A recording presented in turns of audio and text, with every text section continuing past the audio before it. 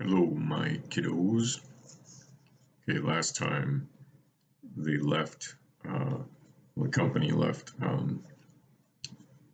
Saruman alone. Well, not alone, with Grima Wormtongue in Orthanc and surrounded by the Ents. And Grima Wormtongue threw down some kind of glass ball that was very precious to Saruman. So that's where we pick it up. The road passed slowly, winding down the valley. Now further, and now nearer Isen, flowed in its stony bed. Night came down from the mountains. All the mists were gone. A chill wind blew. The moon, now waxing round, filled the eastern sky with a pale, cold sheen. The shoulders of the mountain to their right sloped down to bare hills. The wide plains opened gray before them. At last they halted. Then they turned aside, leaving the highway and taking to the sweet upland turf again. Going westward a mile or so, they came to a dale. It opened southward, leaning back into the slope of Round Dol Baran, the last hill in the northern ranges, green-footed, crowded with heather. The sides of the glen were shaggy with last year's bracken, among which the tight-curled fronds of spring were just thrusting through the sweet-scented earth. Thorn bushes grew thick upon the low banks, and under them they made their camp, 2 hours or so before the middle of the night. They lit a fire in a hollow, down among the roots of a spreading hawthorn, tall as a tree, writhen with age, but hale in every limb. Buds were swelling at each twig's tip. Guards were set, 2 at a watch. The rest, after they had supped, wrapped themselves in a cloak and blanket and slept. The hobbits lay in a corner by themselves upon a pile of old bracken. Merry was sleepy, but Pippin now seemed curiously restless. The bracken cracked and rustled as he twisted and turned. "What's the matter?" asked Merry. "Are you lying on an anthill?" "No," said Pippin, "but I'm not comfortable. I wonder how long it is since I slept in a bed." Merry yawned. "Work it out on your fingers," he said, "but you must know how long it is since we left Lorien." "Oh, that," said Pippin. "I mean a real bed, in a bedroom." "Well, Rivendell then," said Merry. "But I could sleep anywhere tonight." "You had the luck, Merry," said Pippin softly after a pause. "You were riding with Gandalf." "Well, what of it?" "Did you get any news, any information out of him?" "Yes, a good deal. More than usual. But you heard it all, or most of it. You were close by, and we were talking no secrets. But you can go with him tomorrow if you think you can get more out of him, and if he'll have you." "Can I? Good. But he's close, isn't he? Not changed at all." "Oh, yes, he is," said Merry, waking up a little and beginning to wonder what was bothering his companion. "He has grown, or something. He can be both kinder and more alarming, merrier and more solemn than before, I think. He has changed, but we have not had a chance to see how much yet. But think of the last part of that business with Saruman.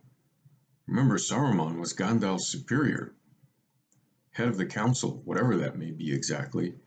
He was Saruman the White. Gandalf is the White now. Saruman came when he was told, and his rod was taken, and then he was just told to go, and he went." "Well, if Gandalf has changed at all, then he's closer than ever, that's all," Pippin argued. "That glass ball now, he seemed mighty pleased with it. He knows or guesses something about it. But does he tell us what? No, not a word. Yet I picked it up, and I saved it from rolling into a pool." "Here, I'll take that, my lad." "That's all. I wonder what it is. It felt so very heavy." Pippin's voice fell very low, as if he was talking to himself. "Hullo," said Mary. "So that's what is bothering you." "Now, Pippin, my lad, don't forget Gildor's saying, the one Sam used to quote, 'Do not meddle in the affairs of wizards, for they are subtle and quick to anger.'" "But our whole life for months has been one long meddling in the affairs of wizards," said Pippin. "I should like a bit of information as well as danger. I should like a look at that ball." "Go to sleep," said Mary. "You'll get information enough sooner or later. My dear Pippin, no took ever beat a brandy buck for inquisitiveness. But is this the time, I ask you?" "All right. What's the harm in my telling you that I should like a look at that stone? I know I can't have it, with old Gandalf sitting on it like a hen on an egg. But it doesn't help much to get no more from you than, 'You can't have it, so go to sleep.'" "Well, what else could I say?" said Mary. "I'm sorry, Pippin, but you really must wait till the morning. I'll be as curious as you like after breakfast, and I'll help in any way that I can at wizard wheedling. But I can't keep awake any longer. If I yawn any more, I shall split at the ears. Good night."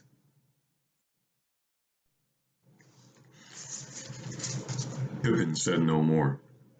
He lay still now, but sleep remained far away, and it was not encouraged by the sound of Mary breathing softly, asleep in a few minutes after saying good night. The thought of the dark globe seemed to grow stronger as all grew quiet. Pippin felt its weight in his hands, and saw again the mysterious red depths into which he had looked for a moment. He tossed and turned and tried to think of something else.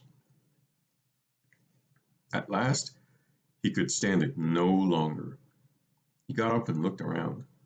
It was chilly, and he wrapped his cloak around him.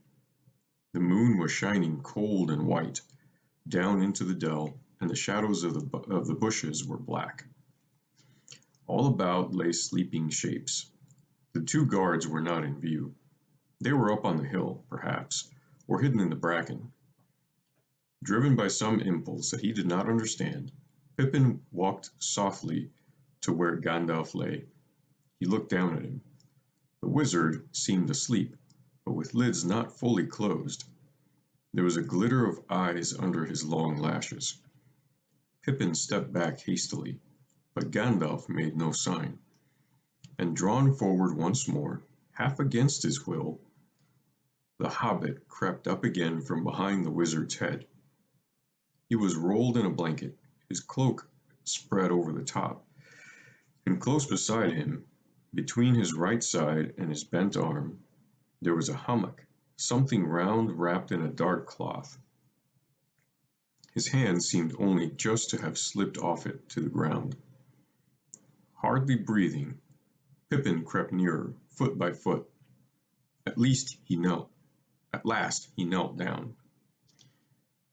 Then he put his hands out stealthily, and slowly lifted the lump up.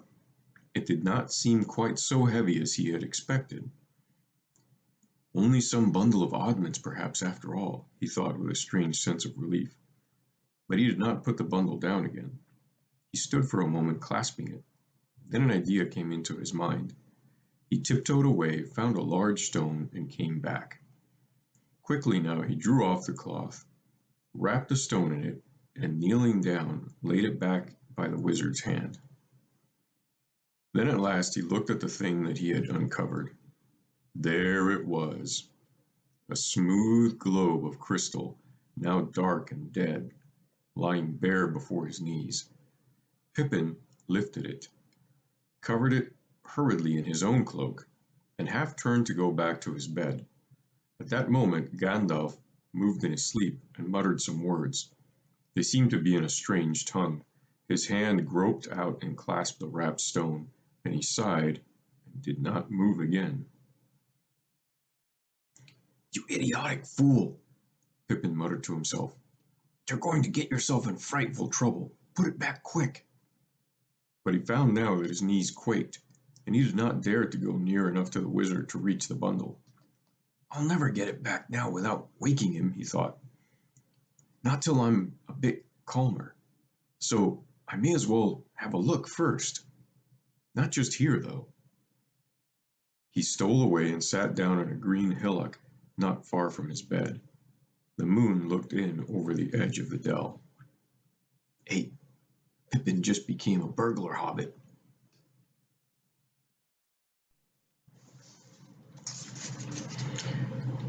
Pippin sat with his knees drawn up and the ball between them.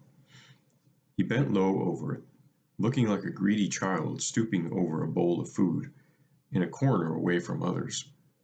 He drew his cloak aside and gazed at it. The air seemed still and tense about him.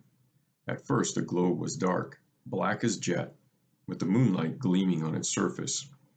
Then there came a faint glow and stir in the heart of it, and it held his eyes, so that now he could not look away. Soon all the inside seemed on fire. The ball was spinning, or the lights within it were revolving. Suddenly the lights went out. He gave a gasp and struggled, but he remained bent, clasping the ball with both hands. Closer and closer he bent, and then became rigid. His lips moved soundlessly for a while. Then with a strangled cry he fell back and lay still. The cry was piercing. The guards leapt down from the banks. All the camp was soon astir. "So this is the thief," said Gandalf. Hastily he cast his cloak over the globe where it lay. "But you, Pippin, this is a grievous turn to things." He knelt by Pippin's body. The hobbit was lying on his back, rigid with unseeing eyes, staring up in the sky. "The devilry! What mischief has he done, to himself and to all of us?" The wizard's face was drawn and haggard. He took Pippin's hand and bent over his face, listening for his breath, and then he laid his hands on his brow. The hobbit shuddered, his eyes closed. He cried out and sat up, straining in bewilderment at all the faces around him, pale in the moonlight. "It is not for you, Saruman!" he cried with a shrill and toneless voice shrinking away from Gandalf. "I will send for it at once. Do you understand? Say just that." Then he struggled to get up and escape, but Gandalf held him gently and firmly. "Peregrine Took," he said, "come back." The hobbit relaxed and fell back, clinging to the wizard's hand. "Gandalf," he cried, "Gandalf, forgive me." "Forgive you?" said the wizard. "Tell me first what you have done." I took the ball and looked at it," stammered Pippin, "and I saw things that frightened me, and I wanted to go away, but I couldn't. And then he came and questioned me, and he looked at me, and that is all I remember." "That won't do," said Gandalf sternly. "What did you see, and what did you say?" Pippin shut his eyes and shivered, but said nothing. They all stared at him in silence except Merry, who turned away. But Gandalf's face was still hard. "Speak," he said. In a low, hesitating voice, Pippin began again, and slowly his words grew clearer and stronger. "I saw a dark sky, and tall battlements," he said, "and tiny stars. It seemed very far away and long ago, yet hard and clear. Then the stars went in and out. They were cut off by things with wings, very big, I think, really, but in the glass they looked like bats wheeling round the tower. I thought there were 9 of them. One began to fly straight towards me, getting bigger and bigger. It had horrible... No, I can't say. I tried to get away because I thought it would fly out, but when it had covered all the globe, it disappeared. Then he came. He did not speak so that I could hear words. He just looked, and I understood." "So you have come back. Why have you neglected to report for so long?" I did not answer. He said, "Who are you?" I still did not answer, but it hurt me horribly, and he pressed me so I said, "A hobbit." Then suddenly he seemed to see me, and he laughed at me. It was cruel. It was like being stabbed with knives. I struggled, but he said, Wait a minute. We shall meet again soon. Tell Saruman that this dainty is not for him. I will send for it at once. Do you understand? Say just that. Then he gloated over me. I felt I was falling to pieces. No, no, I can't say no more. I don't remember anything else. Look at me, said Gandalf. Pippin looked up straight into his eyes. The wizard held his gaze for a moment in silence. Then his face grew gentler, and the shadow of a smile appeared. He laid his hand softly on Pippin's head. All right, he said, say no more. You have taken no harm. There is no lie in your eyes, as I feared. But he did not speak long with you. A fool, but an honest fool, you remain, Peregrine Took. Wiser ones might have done worse in such a pass. But mark this, you have been saved, and all your friends too, mainly by good fortune, as it is called. You cannot count on it a second time. If he had questioned you, then and there, almost certainly you would have told all that you know, to the ruin of us all. But he was too eager. He did not want information only. He wanted you, quickly, so that he could deal with you in the Dark Tower, slowly. Don't shudder. If you will meddle in the affairs of wizards, you must be prepared to think of such things. But come, I forgive you. Be comforted. Things have not turned out as evilly as they might. He lifted Pippin gently and carried him back to his bed. Merry followed and sat down beside him. Lie there and rest if you can, Pippin, said Gandalf. Trust me, if you feel an itch on your palms again, tell me of it. Such things can be cured. But anyway, my dear hobbit, don't put a lump of rock under my elbow again. Now, I will leave you two together for a while. With that, Gandalf returned to the others, who were still standing by the Orthanc stone, in troubled thought. Peril comes in the night when least expected, he said. We have had a narrow escape. How is the hobbit Pippin? Asked Aragorn. I think all will be well now, answered Gandalf. He was not held long, and hobbits have an amazing power of recovery. The memory, or the horror of it, will probably fade quickly. Too quickly, perhaps. Will you, Aragorn, take the Orthanc stone and guard it? It is a dangerous charge. Dangerous indeed, but not to all, said Aragorn. There is one who may claim it by right, for this assuredly is the Palantir of Orthanc, from the treasury of Elendil, set there by the kings of Gondor. Now my hour draws near. I will take it. Gandalf looked at Aragorn, and then, to the surprise of the others, he lifted the covered stone, and bowed as he presented it. Receive it, Lord, he said, in earnest of other things that shall be given back. But if I may counsel you in the use of your own, do not use it, yet. Be wary. When have I been hasty or unwary, who have waited and prepared for so many long years, said Aragorn. Never yet. Do not then stumble at the end of the road, answered Gandalf, but at the least keep this thing secret. You and all others that stand here, the hobbit, Peregrine, above all, should not know where it is bestowed. The evil fit may come on him again, for alas, he has handled it and looked in it, and should never have happened. He ought never to have touched it in Isengard, and there I should have been quicker. But my mind was bent on Saruman, and I did not at once guess the nature of the stone. Then I was weary, and as I lay pondering it, sleep came over me. Now I know. Yes, there can be no doubt, said Aragorn. At last we know the link between Isengard and Mordor, and how it worked. Much is explained. Strange powers have our enemies, and strange weaknesses, said Theoden. But it has long been said, oft evil will shall evil mar. That many times is seen, said Gandalf. But at this time we have been strangely fortunate. Maybe I have been saved by this hobbit from a grave blunder. I had considered whether or not to probe this stone myself to find its uses. Had I done so, I should have been revealed to him myself. I am not ready for such a trial, if indeed I shall ever be so. But even if I found the power to withdraw myself, it would be disastrous for him to see me yet, until the hour comes when secrecy will avail no longer." "That hour is now come, I think," said Aragorn. "Not yet," said Gandalf. "There remains a short while of doubt, which we must use. The enemy, it is clear, thought that the stone was in Orthanc. Why should he not?